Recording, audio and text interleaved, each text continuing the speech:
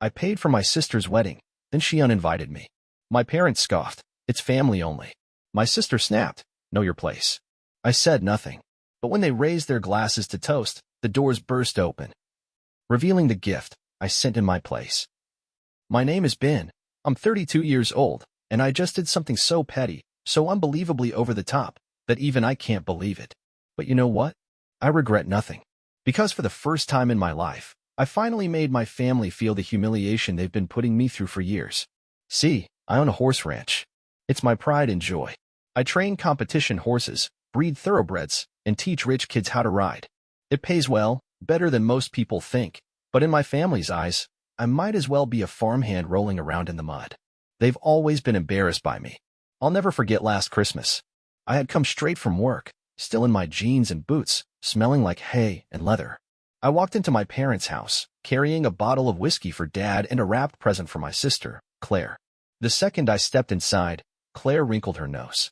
"Oh my God, Ben," she groaned, taking a dramatic step back. "Did you seriously come here smelling like that?" I frowned. "Like what?" "Like barn," she said, waving a hand in front of her face.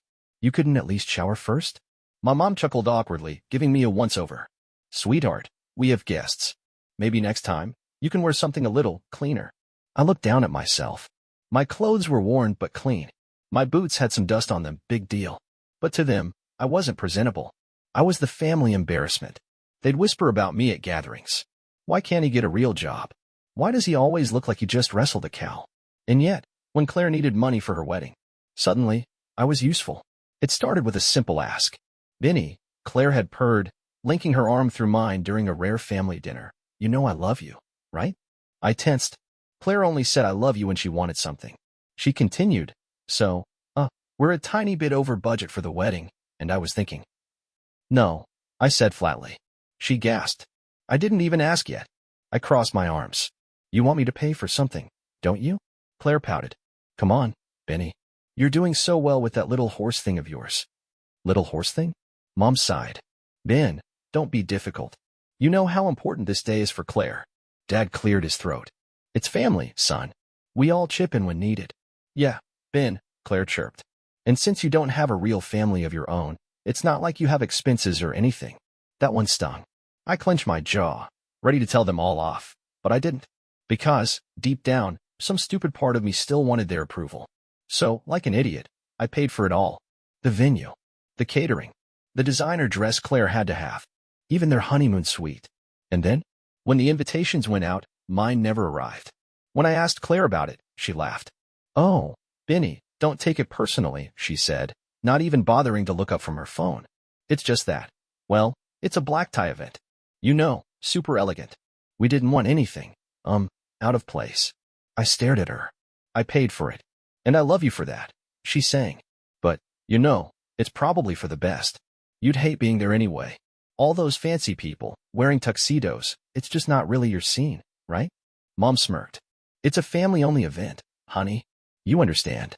I understood perfectly. They wanted my money, not me. So I let them have their perfect wedding. I didn't argue. I didn't fight. I just sent them a little gift. And right as they raised their glasses to toast the happy couple, a loud honk echoed through the venue. Then, someone gasped, "What's that smell?" And the grand doors swung open, revealing the present I sent in my place. I sat in my truck outside the venue, gripping the steering wheel so hard my knuckles turned white. Through the massive glass windows, I could see them, my family, my sister, my parents, all dressed in their perfect designer outfits, laughing, drinking, celebrating. A celebration I paid for. And yet, I wasn't even worth an invitation. I should have seen this coming. Heck, I did see it coming. But like a fool, I thought that maybe, just maybe, this time would be different. It wasn't. Claire got everything she ever wanted, a perfect, elegant wedding with all the right people, all the right decorations, and all the right appearances. And me? I was simply the wallet behind it all. I exhaled sharply. No, not this time. I wasn't just going to swallow it down and walk away, letting them humiliate me again. If they thought I was too dirty, too embarrassing to be seen at their wedding, then I'd make sure they never forgot me. I pulled out my phone and made the call. 15 minutes later, the side doors of the venue creaked open. At first, no one noticed. The music was too loud, the chatter too constant. But then came the sound, hooves against tile. A slow, Rhythmic clop, clop, clop. Heads turned. Conversation stopped. Someone near the entrance gasped. What the? And then the smell hit. It wasn't immediate, but it crept in, earthy, strong, unmistakably barn-like. The kind of smell that clung to leather saddles and hay bales, something most of these people had never encountered outside of a petting zoo. A murmur spread through the crowd as the first horse stepped inside. Daisy, my youngest mare, a well-trained and calm horse, walked in first. She wasn't spooked, just curious. Her ears flicked forward, nostrils flaring as she took in the unfamiliar scents of expensive perfume and champagne. Behind her, the others followed, their hooves clicking against the polished marble floor. Claire's perfect wedding came to a screeching halt. A waiter carrying a tray of hors d'oeuvres frozen in place, eyes wide. Guests in pristine tuxedos and delicate silk gowns scrambled back from the animals, their expressions torn between shock and horror. Are those horses? Someone stammered. Ben. Claire's voice cut through the chaos like a knife.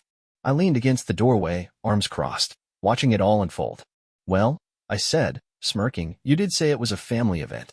Claire's eyes darted to the horses, then back to me. Get them out of here. But before I could respond, Daisy shifted her weight, and that's when it happened. A wet, heavy plop landed square in the middle of the dance floor. Dead silence. A second later, someone gagged. And that's when all hell broke loose. People tripped over themselves trying to get away. A woman in a sequin dress shrieked as one of the horses shook itself, sending bits of dried mud flying. The DJ, who had been mid-song, stopped abruptly, his jaw slack. A few guests bolted for the exit. Claire stood frozen, her wedding dress still pristine, until Daisy took a step forward. A smear of dirt and something worse streaked across the bottom of her designer gown. She let out a strangled noise, somewhere between a gasp and a sob. Oh, my God. Mom was clutching a napkin to her nose.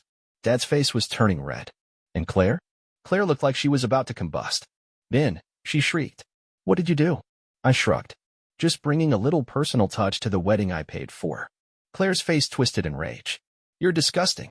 I tilted my head. I mean, I could say the same about your dress. Her scream was pure rage. You think this is funny? Oh, hilarious, I said, pulling out my phone. And so do the thousands of people watching this right now. I turned the screen toward her, showing the live stream I had started minutes ago. Her face drained of color. No, she whispered. Oh, yes. Hundreds of comments were already pouring in. Is this real? Did that horse just do that on her dress? Ben is a legend. She lunged for my phone, but I stepped back. You wanted a high-class event, Claire. Guess what? You just went viral. My mother let out a strangled gasp. Ben, turn it off. I did not. Instead, I lifted my fingers to my lips and let out a sharp whistle. My horses turned, then, like well-trained performers, they trotted straight out the doors, leaving behind absolute destruction. Ruined gowns. Shattered glasses. A bride standing in the middle of it all, her perfect, elegant night reduced to a complete disaster. I turned back to Claire, giving her my biggest, most satisfied grin. Congrats on your wedding, sis, I said. Hope it was everything you dreamed of. And with that, I walked out. I drove away from the venue, the scent of hay and leather still clinging to my clothes. Even through the rolled-up windows, I could imagine the chaos I'd left behind, Claire screaming, my mom on the verge of fainting, Dad fuming, and the guests trying to escape without ruining their overpriced designer shoes. I should have felt guilty. I didn't. I parked my truck outside my ranch, stepped out, and inhaled the crisp night air. My horses were already back in their stalls, munching on hay, completely unaware that they just caused the most memorable wedding disaster in our town's history. I was still chuckling to myself when my phone started blowing up. I ignored the first few calls. Then the texts started rolling in. Mom, Ben, pick up the phone. Now. Dad, you've humiliated this family. Unbelievable. Claire, you're dead to me. Absolutely dead. Unknown number. Dude, this is going viral. Are you seeing this? That last one made me pause. I opened the link, and there it was. Claire's wedding was trending. A TikTok video, captioned "The most insane wedding disaster you'll ever see," was already at 200,000 views. I pressed play. The clip started right as Daisy made her grand contribution to the dance floor. The camera panned to the guests recoiling in horror, then zoomed in on Claire, her face twisted in fury, the bottom of her gown streaked in filth. The comment section was ruthless. Best wedding entrance of all time. 10 out of 10. Imagine being such an awful person that your own brother sends horses to your wedding instead of attending. She deserved it. I don't even know the full story, but I can tell. The way he just casually walked away at the end? Iconic. I snorted. At least someone appreciated my work. But my amusement was short-lived, because at that moment, my phone rang again. This time, I answered. What is wrong with you? Claire's voice nearly shattered my eardrum. Nice wedding, I said, smirking. Very elegant. You ruined everything, she shrieked. Do you have any idea what you just did? People were filming, Ben. Filming. Oh, I know, I said. You're famous now. I could hear her breath hitch. You humiliated me in front of everyone. My guests, my in-laws, Dan's family. They think I'm a joke now. I scoffed. Claire, let's be real. They probably thought that long before today. A beat of silence. Then she let out a sound that was somewhere between a growl and a sob. Mom and Dad are furious. They want you to apologize. They want you to fix this. I laughed. Fix what? The fact that I wasn't good enough to be invited, but more than good enough to pay for everything? Yeah, I think we're past the point of fixing things, Claire.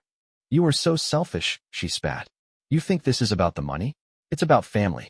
But you wouldn't understand, because you don't care about anyone but yourself. That made me pause. I gripped the phone tighter. You really want to talk about selfishness, Claire? Because last time I checked, I was the one who handed over thousands of dollars for your dream wedding. I was the one who got used. You don't get to pull the family card now, not after treating me like dirt. You're unbelievable, she hissed. And you're entitled, I shot back. You and Mom and Dad, all of you. You think I owe you something just because we share DNA? Newsflash, Claire, family doesn't mean treating someone like garbage and expecting them to take it with a smile. Silence. For the first time ever, Claire didn't have a comeback. But then, a new voice entered the call. Dan, Claire's new husband. Ben, he said, voice low. I don't know what's going on between you and your family, but you need to understand something. That stunt you pulled?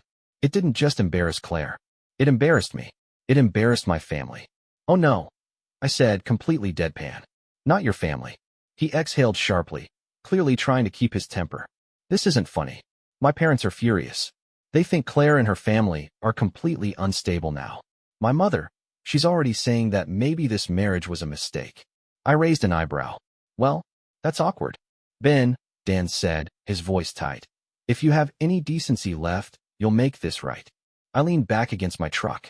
And what exactly do you think making it right looks like? An apology, he said. A public apology. Claire's image is destroyed right now. Sponsors for her blog are already pulling out. This is serious. I actually laughed. You think I'm going to apologize? I asked. After the way she treated me? After the way all of them treated me? Dan's voice turned cold. You'll regret this, Ben. I smirked. I already regret paying for that wedding, but the horse stunt?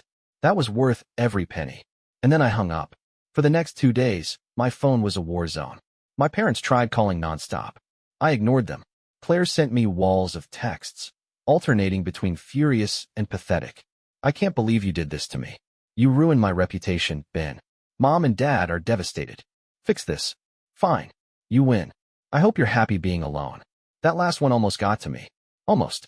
But then, on the third day, I got a text from an unexpected number. Dan, we need to talk. I think I made a mistake. I stared at it for a long moment. Then, grinning, I texted back. Mio? Trouble in paradise already? Dan wanted to talk. That was interesting. For a guy who had just married Claire, he sure sounded like someone having second thoughts. I sat on my porch, coffee in one hand, phone in the other, staring at his message. Part of me wanted to ignore it, to let him stew in whatever mess he'd married into. But another part of me, I was curious. So I texted back. Me. Didn't take long for you to regret it. Huh? Dan, just meet me, Ben. That's how. 2 hours later, I found myself sitting across from Dan at a small diner on the outskirts of town. He looked exhausted. Dark circles under his eyes, jaw clenched, fingers tapping against the table like he was trying to hold something in. I sipped my coffee. So, what's on your mind, brother-in-law? Dan exhaled sharply. This isn't funny, Ben. I raised an eyebrow. Oh, I think it is. He rubbed his temples. Look, I don't like you. You don't like me. That's fine. But I need to know why you did it. I set my coffee down. You mean, why I sent a few perfectly well-behaved horses to a wedding I paid for, when I wasn't even invited? Dan's eye twitched. You humiliated Claire. I tilted my head. And she didn't humiliate me? You do realize she and my parents deliberately cut me out, right? After I handed over thousands for that wedding? And then she laughed in my face about it. He didn't say anything. So I leaned forward. Tell me something, Dan. When Claire told you about what happened, did she ever mention the part where I was the one who paid for everything? Silence. I smirked. Didn't think so. Dan let out a slow breath. Look, I get that Claire can be difficult. I barked a laugh. Oh, you think? But you've put us in an impossible situation, he continued, ignoring me. My mother is furious. My father thinks I married into a family of lunatics. Claire has been crying nonstop for days. And now, her sponsorship deals? Gone. Brands don't want to work with her because of the way she was portrayed in those videos. I shrugged. Not my problem. Dan's fingers tightened around his coffee cup. Ben, I need you to fix this. I stared at him for a long moment, then slowly leaned back. Let me get this straight. You married Claire, the woman who treated me like dirt, cut me out of my own family, and used me like an open wallet. And now you, a guy I barely know, are sitting here, telling me to fix her mess? Dan clenched his jaw. Yes. I laughed. That's adorable. His face darkened. You don't understand. If this doesn't get fixed, my marriage might not survive. I took a slow sip of my coffee, savoring the moment. Then, I set the cup down and looked him dead in the eye. Sounds like a you problem, buddy. Dan cursed under his breath. Ben, please. I shook my head, still smirking. Nah, I think I'm gonna sit back and watch this whole thing crash and burn.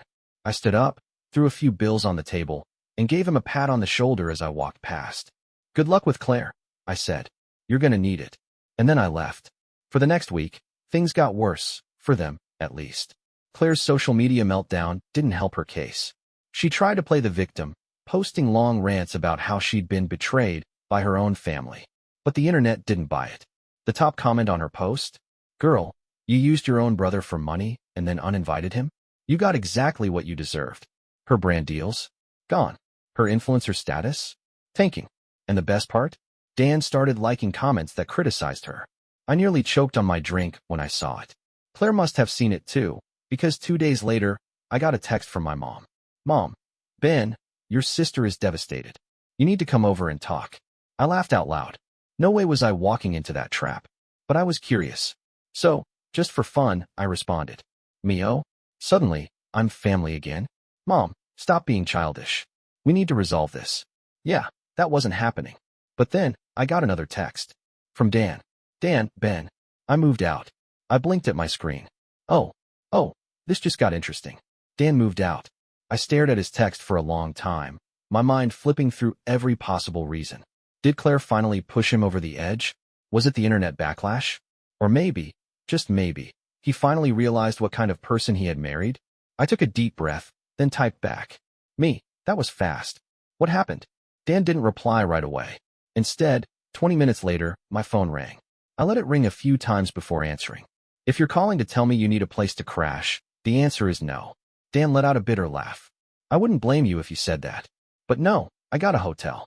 I leaned back in my chair, resting my boots on the porch railing. So, what's the story? Dan sighed. It wasn't just the wedding. I mean, that was the first big slap in the face, realizing how she treated you. But after that, it was like I started seeing her clearly for the first time. I waited. She refused to take responsibility for anything. He continued. First, it was your fault for ruining the wedding. Then it was my fault for not defending her enough. Then it was her friend's fault for not protecting her image online.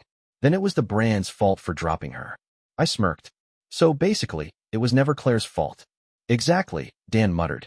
And then, last night, we had this massive fight. I told her she needed to own up to what she did to you. That maybe if she actually apologized, she could start fixing things. I blinked. You told her to apologize? He let out a humorless chuckle. Yeah, stupid, right? What did she say? She called me a traitor, Dan said, voice thick with disbelief. Like I was supposed to blindly back her no matter how awful she acted. I snorted. Welcome to the family, man. Well, not anymore, he said. Because when I told her I was done, you know what she said? I raised an eyebrow. Hit me. She said, and I quote, you'll regret this. I'm the best thing that's ever happened to you. I nearly choked on my coffee. She actually said that? Oh yeah. Dan sighed. That was the moment I knew. I packed a bag and walked out. There was a pause. Then I said, Dan, I gotta ask. Why are you telling me all this? Dan exhaled slowly. Because I owe you an apology, Ben. That made me sit up a little. I treated you like the bad guy, he admitted. I bought into all the stuff Claire and your parents said about you. That you were bitter, selfish, just trying to ruin things out of spite. But after seeing how she treated me the second I stopped worshipping the ground she walked on, I heard him shake his head. She's toxic, man. Your whole family is. I let his words settle between us. Then I said, yeah, I know. 3 days later, Claire called me. I let it go to voicemail. Then my mom texted. Mom, Benjamin, answer your sister. She's heartbroken. I stared at the message for a long time.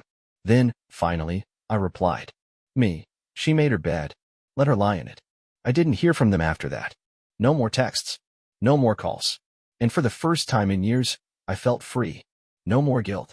No more expectations. No more being treated like an ATM instead of a person.